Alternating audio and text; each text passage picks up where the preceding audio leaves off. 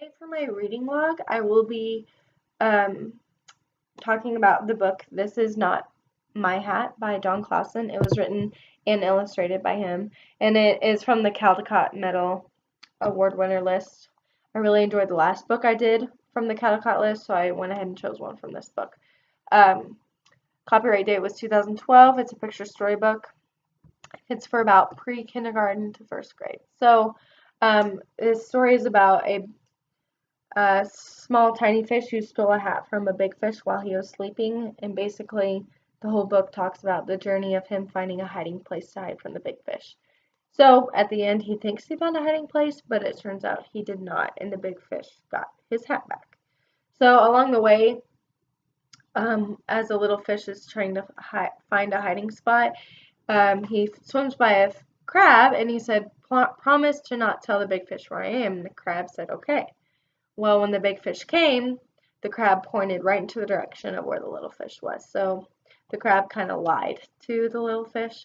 Um, and then the last page of the book shows the big fish swimming off with the hat on his head. And he's kind of got a little bit of a smirk or a grin on his face.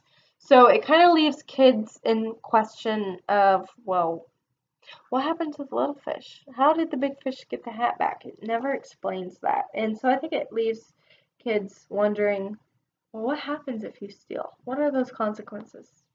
So, without illustrations in this book, it would not make sense because you have to really pay attention to the fish's facial expressions in the book and the crab. And without these pictures, you would not be able to know what this book is about. And actually, this book could be told without any text, but the text adds a lot of character and comedy to the book. So I think the theme of the story is stealing. So the purpose of sharing this book is to teach children about the consequences of doing anything bad, but in particularly stealing. So the little fish knew it was wrong to take the hat. It said that he knew it was wrong, but he did it anyways. And I would bring up the discussion of stealing and ask kids if it's ever appropriate to steal anything, and just see, just have an open discussion about that, and talk about, like, would there be any instances where the little fish had the right to take the hat? And we just discussed those. And then another thing that children would learn about is lying. The crab lied to the little fish about keeping his location a secret.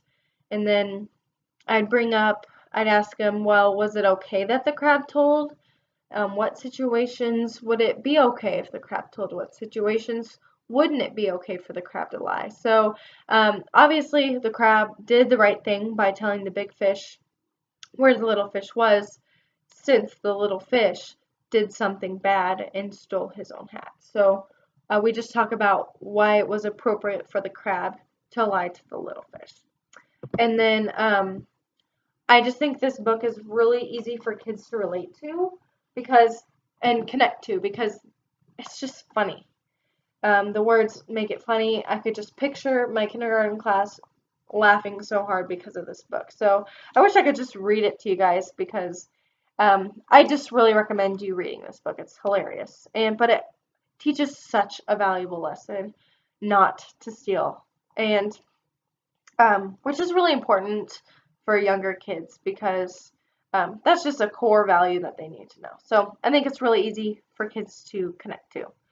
So hopefully they would think about this book, when maybe there comes a time when they think they want to steal something or take something from a classmate.